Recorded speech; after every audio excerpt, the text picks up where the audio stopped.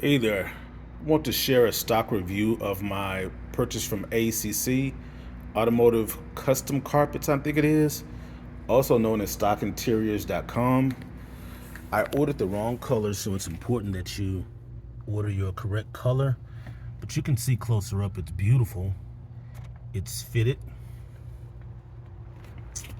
They give you extra, so it's important. Number one, pull your old carpet, lay it on top, use a marker, use scissors and a switch and a cutting utensil or something, cut it out.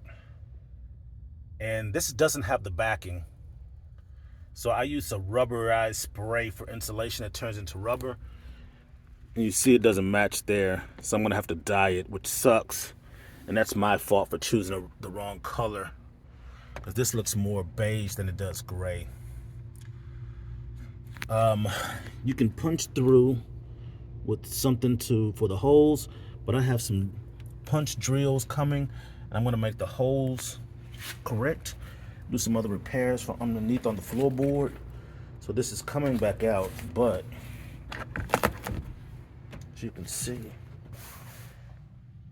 it all fits, comes very nice, and it's well worth $198. Put your questions, comments below.